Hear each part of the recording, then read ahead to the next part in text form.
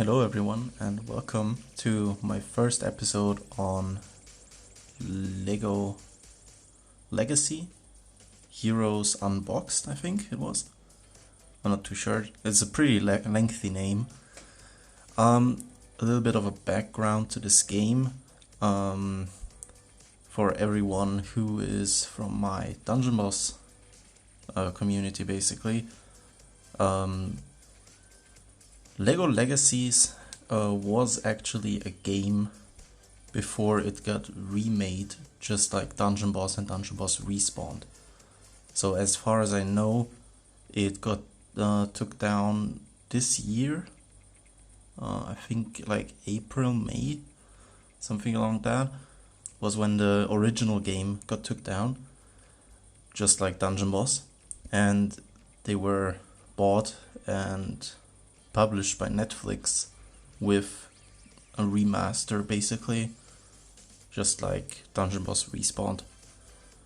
So that's why, well, I was browsing the Netflix app because I got tired of Dungeon Boss Respawned and I found this game completely new. I think it was like a month old that I somehow passed up on before. And I spent a little bit of time so far in it, and it's pretty good.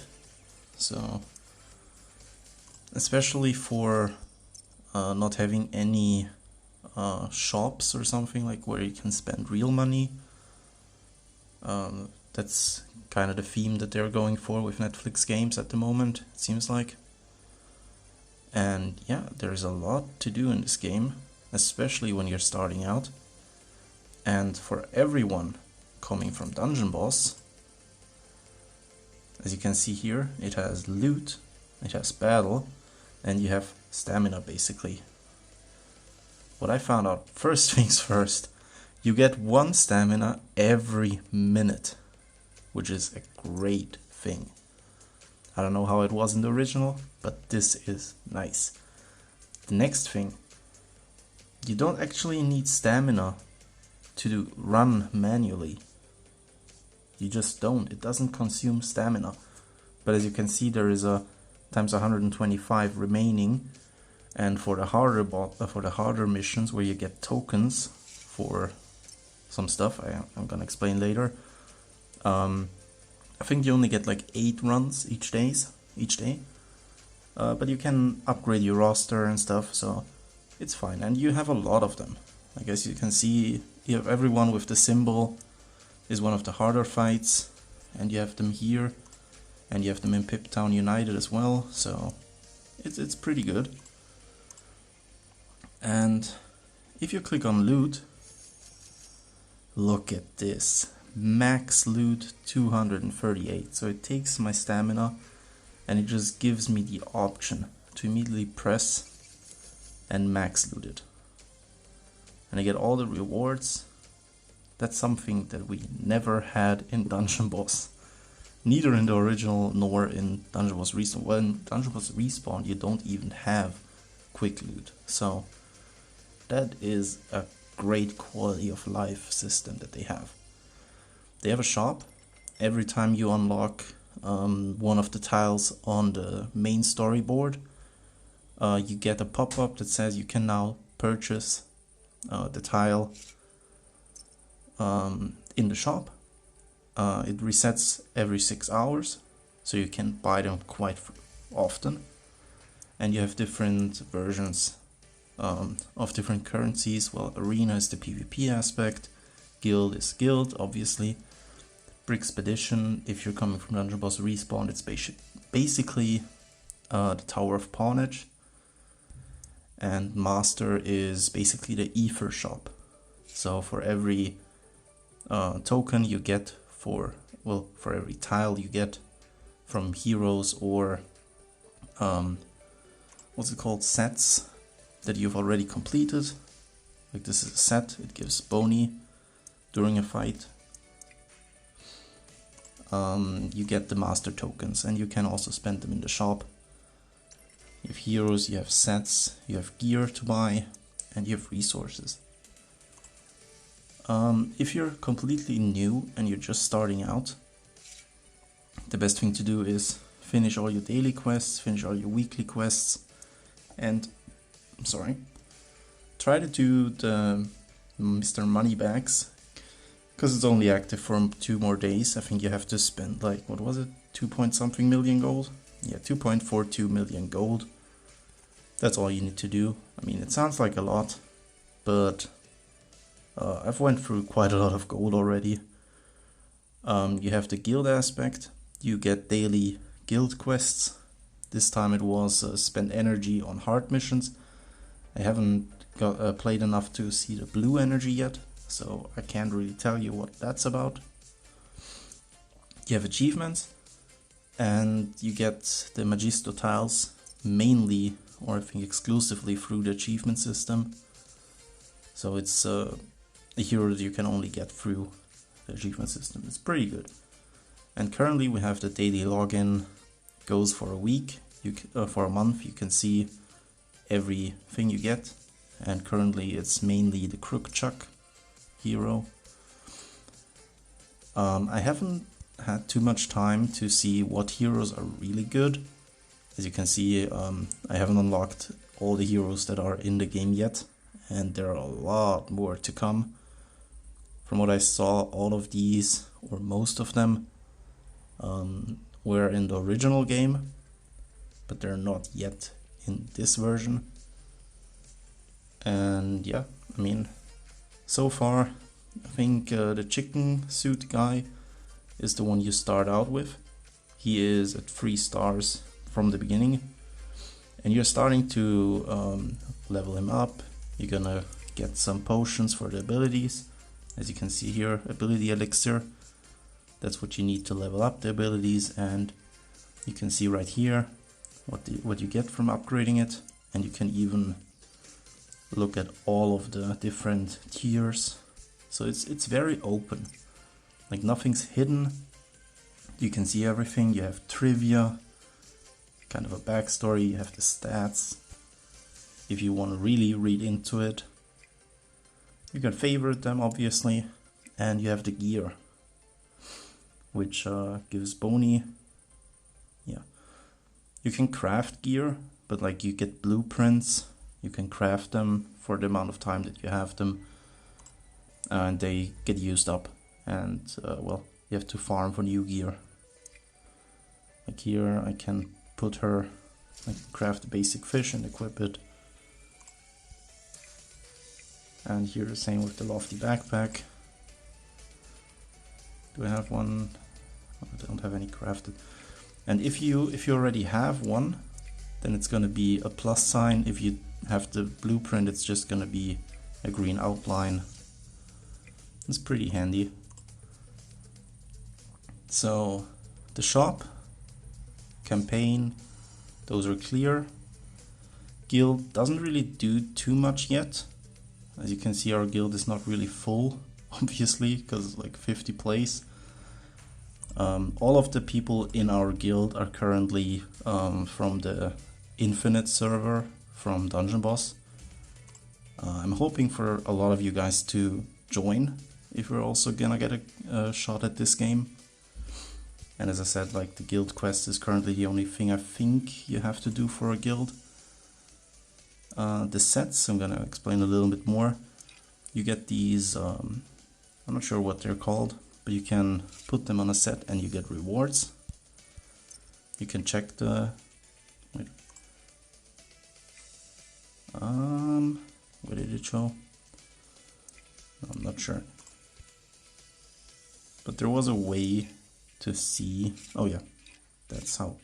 There you can see in the bottom what you could get from offering this to the set, and you have different eras. I guess different set tiles,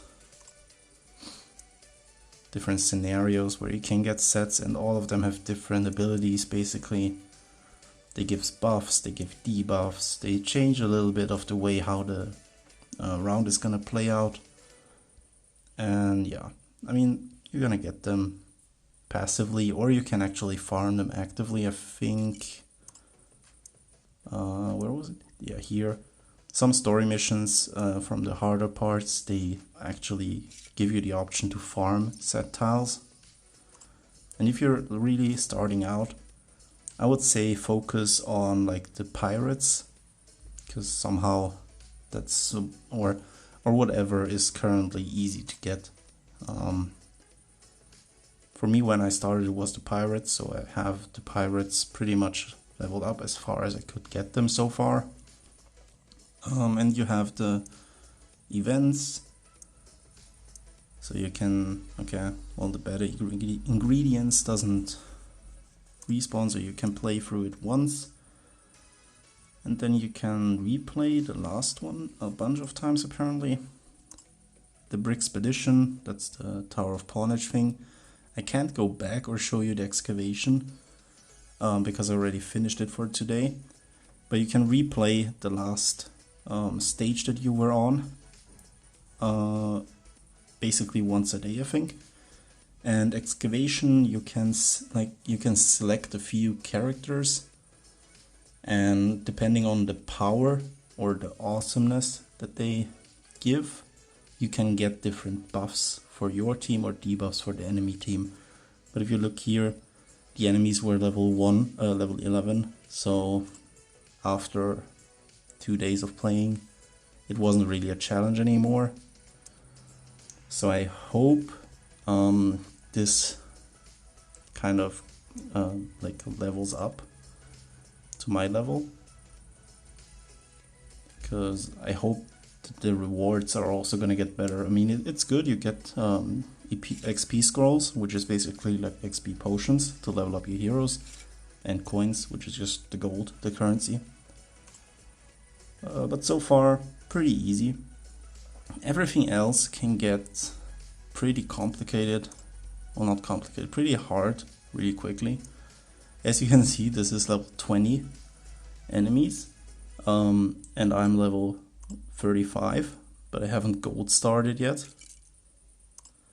For the simple reason that no matter what I do, there's somehow always one guy of my team that dies. So I gotta work on that. I think I have to bring a few more tanks or a healer more. And there's also a really decent filter system, as you can see. And you can like link a bunch of things together. And just look, I mean, I don't have a hero for this one. But the filter system is pretty good. Challenges, they change every few days or every day. And you can actually also repeat them. So you can either progress as far as you can go and then just repeat once you hit the spot that you can't progress any further. And you can actually preview what's coming next, which is also pretty nice.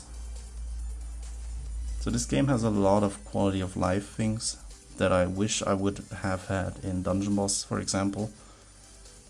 And it's a pretty chill and pretty nice game. As I said, you can basically just farm all day, run missions, and or you can just use the energy and quick loot it. The arena has what I think a little bit of a weird system, because you don't really have a defense set up. I think it takes the last team that you fought with and won. I think that's what's going on. So as you can see, I'm rank 491 right now. And if I would battle a 463 now, and I would win, then I would be the new rank 463 guy. So you can't actually go back down the ladder. You can only go up. Like, even if I fail against him, I don't lose anything except time. And the leaderboard, I mean, it's kind of weird. As I said, like, there's the guys in the first places. And if we take a look, at how the ranking goes, Well, Platinum 1 is the first guy, Platinum 2 is the second guy, Platinum 3, third guy, fourth, top 8, top 15 to 60, top 100 to 500, and then up to top 10,000. And I don't know, I don't really like that system, especially with the rewards. They're kind of poor right now. I'm pretty sure if this was the old version of the game, you would have gotten different things from the rewards. But just a little bit of currency and some stamina seems kind of off. But it's still fun. It's still quite good. And you can refresh indefinitely. You're always gonna get like some sort of a range in front of you. Like I'm not gonna refresh 100 times and then just have like a person of rank 200 in front of me. It's still gonna give you people in your range, which is also pretty decent. So you don't have like a completely unbalanced PvP system. I'm not gonna go too deep into the heroes. Just get used to reading a lot. Like a lot of these heroes will be familiar to you from different games, but most of them you're gonna have to read into. You're gonna have to compare them to set tiles. Like this is the Raft Raiders, this is for pirates. It says it here, Explorer and Pirate. So it's gonna do better if you're using pirate heroes. And if you check the heroes, you have Explorer, Support, Pirate, Buccaneer. Those are all tags that can be used in abilities, passives, whatever. So you're gonna have a passive that buffs all the support heroes in your team, or all the Buccaneer heroes. There you have Attack, Pirate, Buccaneer. And if we go down to the Chicken Suit guy, he's an Explorer, Attacker, Collectible, and Costumed. So you have different tags for all different kind of people.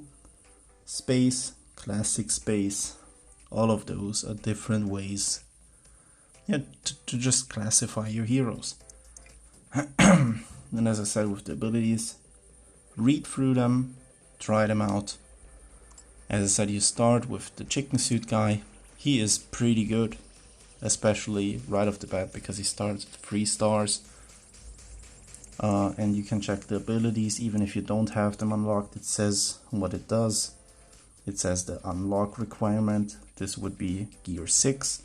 I haven't really figured out how the gear system works yet because there is no in-game. I mean, I could just go to info and tutorial, I think. No, Lego Wiki probably. So you can check in there. This slider, I think, is broken. Yeah, it doesn't work, which is not too bad, to be fair. You have the language settings, obviously. You have the volume, the streamer mode, which disables licensed music, which is really good, especially for content creators like myself.